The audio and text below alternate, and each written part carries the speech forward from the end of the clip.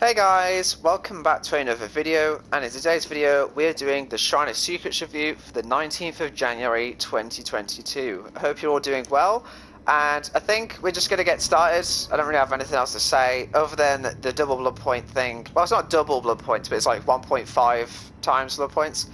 I think that finishes this week in a few days, so just make sure you play some games at some point to get some extra blood points if you want them, because I haven't been playing for about 2 days, so I'm going to probably try and play a bit today. Yeah, we're going to get started, I think. First of all, we have Deathbound, which is a Pyramid Head perk, and this one is a weird one. Sorry, I need to turn this down, bloody hell. That ambient music is really loud. This is a weird one because it's a perk I used to like when it first came out, and I actually used it a lot. And I haven't used it since, and I don't think I've ever really played against it. I know I have a few times, but that's been like ages.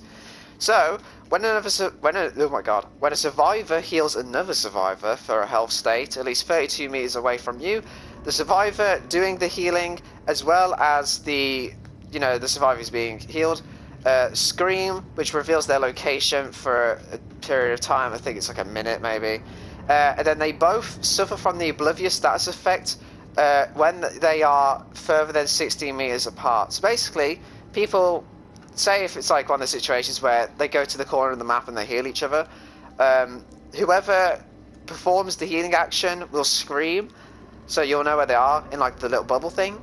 And then those two, if they go further than 60 meters or whatever range it is, I think it's like 8 meters maybe, I don't know.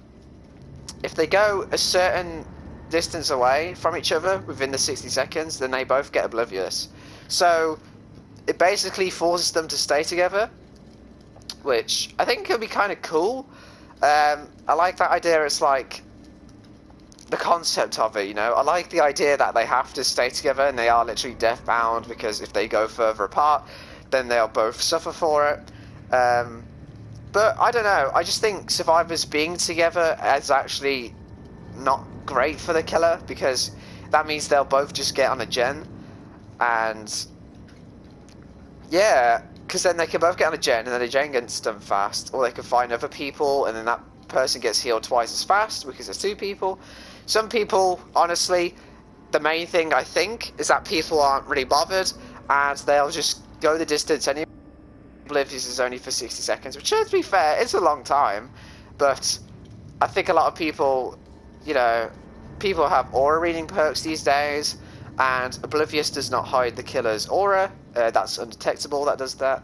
So I feel like a few people, unfortunately, will probably just not care, and then they'll just split up anyway. So I don't know, I feel like this one's a bit problematic.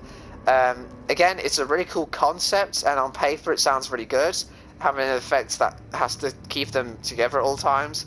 But yeah, in practice it's actually kind of countered pretty easily. Next up we have Decisive Strike, which is a lorry perk, and this is, the survivor perk, it seems.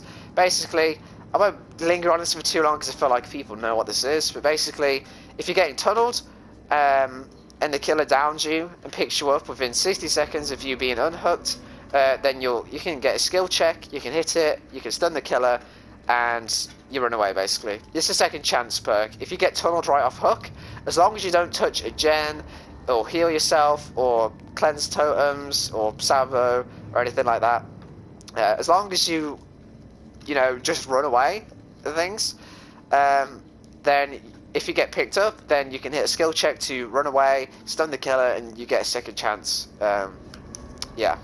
You can only use this once per match.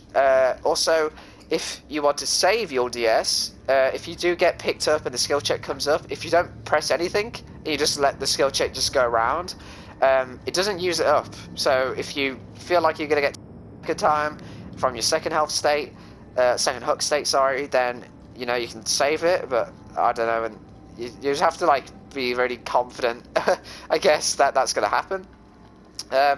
Also, things like opening exit gates, opening chests, or things like disarming bear traps, or taking off reverse bear traps, things like that don't count for this, because they want to make sure that not literally everything deactivates the perk. So you can still open chests, exit gates, waking up from Freddy's dream, I guess, things like that. Don't deactivate it. But the main things like touching gens, healing yourself or others, cleansing. It also says blessing a tome here, which that's a good point.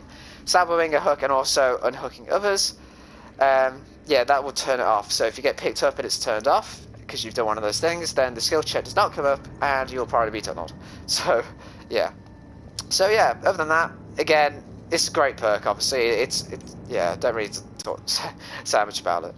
Next up, we have Distortion, which is a Jeff perk, and my man Jeff, you know, getting ignored these days. No one cares about Jeff anymore.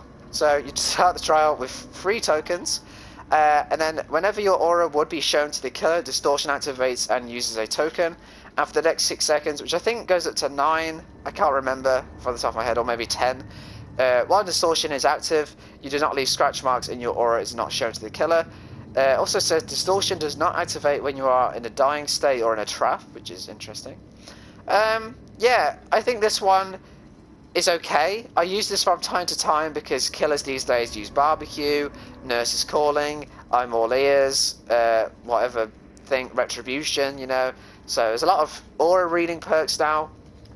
But I think the thing with this perk is that while it is actually good, because again, killers use a lot of aura things, it's just the tokens. So fair enough, in the next mid-chapter, they are buffing this perk to have 4 tokens instead of 3, which I guess is good. I just feel like there needs to be a way to get tokens back, like you can with Stakeout. I can't remember, like Fast Track as well. There should be a way somehow to get tokens back, or if it or at least just have it quirky, so it's like you can get tokens back but only up to 3, and then once you've used those 3 tokens up, you can get them back but only up to 2, you know, things like that. Or you can just have it so they go back to 4.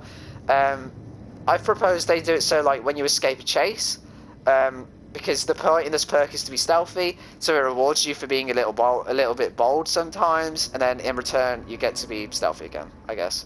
So again, it's not too bad because killers use a lot of aura reading perks these days, and also add-ons that, you know, aura reveal. You know, there's the one for Pyramid Heads, there's Pinhead's got one. You know, a lot of killers now have a thing where it's like, oh, it reveals your aura for 6 seconds. So I guess it's good for that. But yeah, they probably need to tinker with this a bit more. And finally, we have Zanshin Tactics, which is a Oni perk, and this one is the killer equivalent to Windows of Opportunity for Survivor. It works the exact same way. You see vault locations, breaker walls, and pallets within 24 meters, and there's no cooldown now. It's just always an aura reveal. I will say I feel like this is a little worse for killer because killers have a lot to handle at the same time as it is, and it might get a little concussing, I guess, to have so many yellow things everywhere. I know for me personally, I much rather use Windows of Opportunity on my survivors because, you know, there's less to do. Like you're usually doing one thing at a time. Killer is trying to do everything and stopping gens and hooking survivors and getting downs and, you know, ending chases and map pressure. There's a lot of things going on at once, so you have to be very aware of everything. And while this perk is good for beginners and also maps that have a hell of a lot of pallets and walls and unfair loops and stuff, you know, like the game, for example, it might get a little numbing to have so many yellow auras, like, all everywhere, and they don't go away. So I can't really use this perk on killer now because of that. So, again, it's the same thing with Windows. You know, if you're a beginner, great, this will be amazing for you. Other than that, you can use it if you want, but again, I think for killer specifically, it's a little worse to use in my opinion. Just, I don't know, especially on maps that have a lot of auras, a lot of walls and pallets and stuff, you know, this could get pretty numbing. So, which one should I think you buy from the shrine?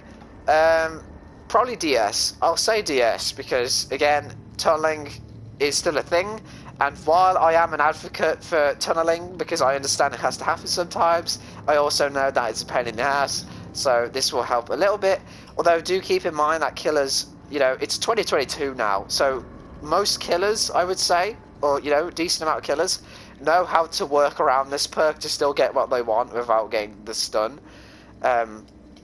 So keep that in mind. Also, some killers will eat DS. This is when killers know you have DS, but they'll pick you up anyway, and then they'll tunnel you right after you stun them, because DS can only be used once per match. So they'll know you don't have any more, so they will try and just get you out of the game or something. So, yeah, it's very good at what it does. I guess if you're a lower rank, then, you know, killers might not be aware of this or the counters to it, so you can use it there.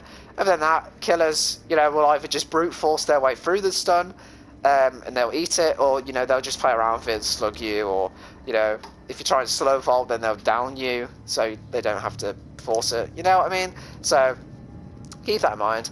Other than that, these are weird ones. I think the 2 killer perks are meh.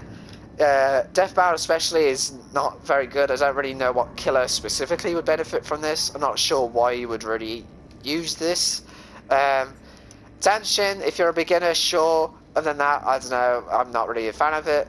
And Distortion, maybe get Distortion if you're interested. If you already have DS or something, maybe get this because, like I said, it is getting buffed within the next few weeks to have 4 tokens instead of 3. So I guess, you know, if this interests you, then get it. You know, again, I do use this time to time. It's not too bad.